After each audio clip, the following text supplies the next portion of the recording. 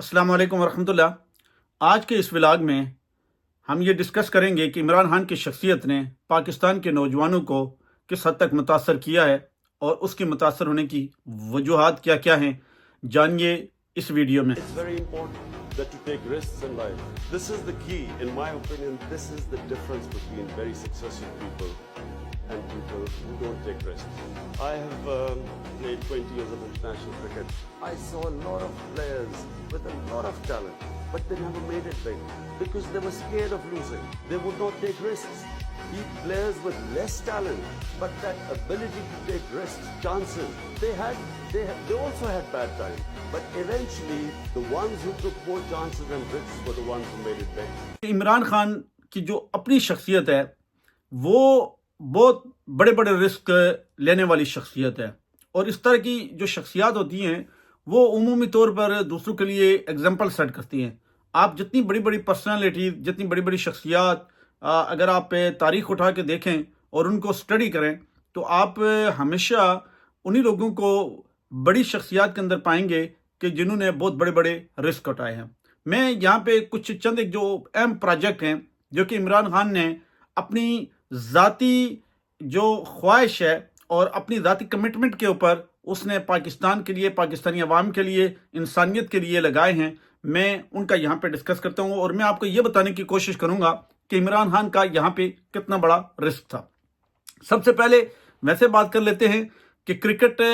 کا جو عالمی کپ ہے جو کہ عمران خان نے جیتا، تو اس وقت بھی تمام ہی لوگ یہ کہہ رہے تھے کہ پاکستان کے پاس چونکہ اتنے ریسورسز بھی نہیں تھے، اتنی اچھی ٹریننگ بھی نہیں تھی کرکٹ کے لحاظ سے، اور بہت ساری چیزوں میں پاکستان بہت پیچھے تھا، مگر چونکہ عمران خان کی ایک کمٹمنٹ تھی اور ایک رسک تھا جو کہ اس نے اپنی ٹیم کو وہاں تک پہنچایا کہ انہوں نے عالمی کپ جیتا، اور یہ پہلا اور آخری کپ ہے کہ اس کے بعد بھی کوئی نہیں جیت سکا، اس سے پہلے بھی کوئی نہیں جیت سکا تھا۔ یہ عمران خان کی وہ واحد پہلی بڑی اچیومنٹ ہے جس نے عمران خان کو فیمس بنایا۔ یہاں سے آگے چلتے ہیں۔ اب بہت سارے لوگ ہیں جو کہ بہت سارے کرکٹ کے جو کپتان ہیں اور اس طرح کے بے شمار لوگ ہیں جنہوں نے کرکٹ کے جو کپ ہیں انہوں نے اچیو کیے، اور اس کے بعد جو ہے وہ گمشدگی کی زندگی گزار رہے ہیں، وہ اپنی لائف کو جی رہے ہیں اور انجوائے کر رہے ہیں پوری دنیا میں گھوم پھر کے، مگر عمران خان نے کچھ بڑا کرنے کا جو ہے وہ آگے سوچا۔ اس کی والدہ کینسر کے مریضہ تھیں اور کینسر سے وہ وفات بھی پائیں، تو عمران خان نے جب دیکھا کہ کینسر کا علاج پاکستان کے اندر ناممکن ہے، اس وقت تو بالکل بھی ناپید بھی تھا اور ناممکن بھی تھا اور بہت کاسٹلی بھی تھا، تب عمران خان نے 3 بڑے کینسر ہسپتال پاکستان کے اندر، اور ایسے حالت میں کہ ہر انسان کہہ رہا تھا کہ یہ عمران خان کی سوچ ہے، وہم ہے، یہ اتنے بڑے کینسر ہسپتال یہ چندے سے نہیں بنا سکتا ہے، لوگوں کی کنٹریبیوشن سے نہیں بنا سکتا ہے، مگر عمران خان کی کمٹمنٹ تھی، اس نے وہ رسک لیا اور اس نے وہ کر کے دکھایا۔ اس کے بعد عمران خان کا ریلیف فنڈ تھا جو کہ کشمیر کا جب زلزلہ آیا تو مجھے اچھی طرح یاد ہے کہ عمران خان نے وہاں پہ لوگوں کو وہ جو ریلیف ٹرسٹ تھا اس کے ذریعے بہت سارے جو ہے نا عمران خان نے لوگوں کو ریلیف بھی مہیا کیا، بہت سارے پروجیکٹ بھی وہاں پہ کمپلیٹ کر کے دیے۔ اس کے ساتھ ساتھ ایک نمل یونیورسٹی بنائی عمران خان نے، اور اس کو انگلینڈ کی یونیورسٹی کے ساتھ اس کو افیلیٹڈ کیا، اور پاکستان کے اندر وہ جو نادار اور مستحق کی جو طلباء ہیں وہ وہاں سے بیٹھ کے وہ انگلینڈ کی جو ڈگری ہے وہ وہاں سے حاصل کرتے ہیں، بڑی کمپیٹنٹ قسم کی ڈگری حاصل کرتے ہیں، اور جب وہ اس سے کوئی بنیاد رکھ رہا تھا وہاں پہ میاں والی کے اندر، تو سارے لوگ یہ کہہ رہے تھے کہ یہ عمران خان کا یہ پروجیکٹ بھی پایا تکمیل تک نہیں پہنچے گا، چونکہ کوئی ایسا یہاں پہ لگ نہیں رہا ہے، اتنے دور دراز علاقے کے اندر کون آ کے پڑھے گا، سٹڈی کرے گا، اور کون اتنا پڑھائے گا اور کون، لیکن عمران خان نے اس کو کمپلیٹ کیا، اور آج بے شمار طلباء جو ہیں وہ پاکستان کے اندر بیٹھے انگلینڈ کی ایک بہترین یونیورسٹی سے ڈگری لے رہے ہیں۔ اس کے ساتھ ساتھ عمران خان کے جو بہت بڑے کارنامے ہیں جن کے اندر بلین ٹری کا ایک اس نے جو کنسپٹ دیا، اور جو کلائمیٹ چینج کا ایک کنسپٹ دیا جس کو عالمی سطح کے اوپر بھی پذیرائی ملی، میں سمجھتا ہوں کہ یہ بھی ایک یونیک قسم کا جو آئیڈیا تھا جو کہ پبلک ڈیولپمنٹ، جو پاپولیشن ڈیولپمنٹ ہے یا عام میں جو پبلک ہے اس کو ڈیولپمنٹ کے لیے بہت زبردست تھا۔ اس کے ساتھ ساتھ ایک ہیلتھ کارڈ کا کنسپٹ دیا، اور میں یہ یورپ میں آ کے مجھے یہاں پہ پتہ چلا جی کہ عمران خان جو ہے وہ اس ہیلتھ کارڈ کو جو یونیورسل کیوں کرنا چاہ رہے تھے، یعنی یونیورسل مین کہ اس سے پہلے جو گورنمنٹ تھی، نواز شریف تھی یا ایون پیپل پارٹی تھی، انہوں نے چند ایک مستحق لوگ جن میں بیوہ آ گئی، یتیم آ گئے، کچھ چند ایک گاؤں کے جو لوگ ہوتے ہیں ان کی حد تک 4 5 لوگوں کو دیے.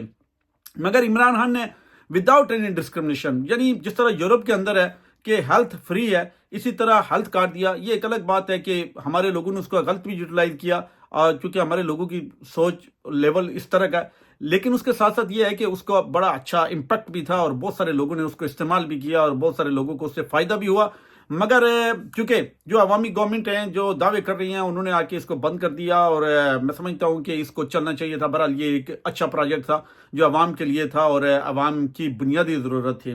اور ہر گھر کی ضرورت تھی. اس کے ساتھ ساتھ عمران خان نے لنگر خانے کا پروگرام بنایا، بہت زبردست قسم کا تھا، اور میں سمجھتا ہوں کہ یہ ایک ایسا کام تھا عمران خان کا جس کا کریڈٹ پاکستانی عوام نہیں دے سکے گی، اور نہ دے بھی نہیں سکتی ہے وہ. اور یہ اس کا کریڈٹ اس کو اللہ کی ذات دے گی کہ کتنا اچھا کام کر رہا تھا، کتنا زبردست کام کر رہا تھا. جس پہ پیٹ کے اندر بھوک ہے اور جس پیٹ کے اندر نوالا نہیں جاتا ہے، اس کا کنٹیکٹ ڈائریکٹ اللہ سے ہوتا ہے، وہ اللہ کے درمیان میں ڈائریکٹ باتیں ہوتی ہیں.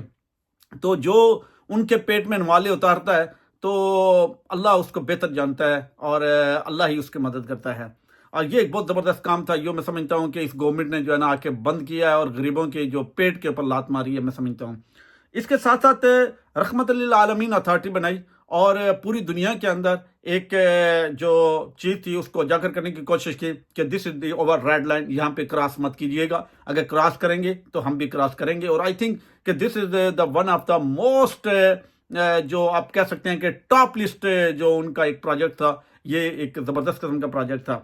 اس کے ساتھ ساتھ جو ادھورے کام رہ گئے عمران خان کے جو کہ کرنا چاہ رہے تھے، ایک تو تعلیمی نصاب وہ بنانا چاہ رہے تھے، اور اس کے اندر بڑے بڑے مافیاز جو ہیں اور وہاں کے جو لوگ ہیں انہوں نے بہرحال اس کو پایہ تکمیل تک نہیں پہنچنے دیا،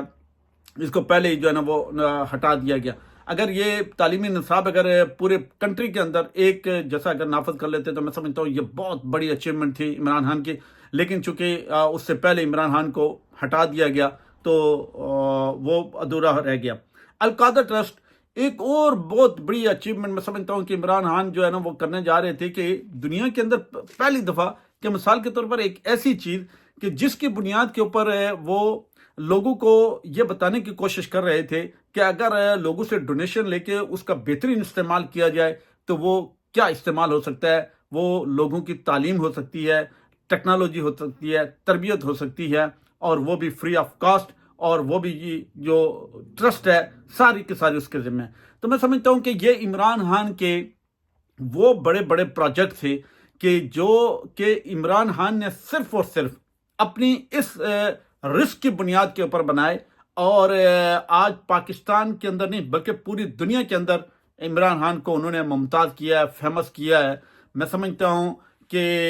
ہر نوجوان عمران خان کے انہی کارناموں کی وجہ سے اور انہی چیزوں کی وجہ سے عمران خان کا ساتھ ہے. اگر میں اپنی ذاتی بات کروں تو میں عمران خان کے اس ویژن کے ساتھ ہوں کہ جہاں پہ رسک اگر جب تک آپ نہیں لیں گے آپ تب تک آگے نہیں بڑھیں گے، آپ بڑا آدمی نہیں بنیں گے. اپنی لائف کے اندر آپ بھی رسک لینے والے بنیں. اگر میری یہ ولاگ آپ کو پسند آیا اس کو لازمی لائک بھی کریں، شیئر بھی کریں، کمنٹس بھی کریں. ملتے ہیں نیکسٹ ویڈیو میں، تب تک کے لیے دیجیے اجازت. والسلام. راجہ ندیم سرور، یونائٹڈ کنگڈم.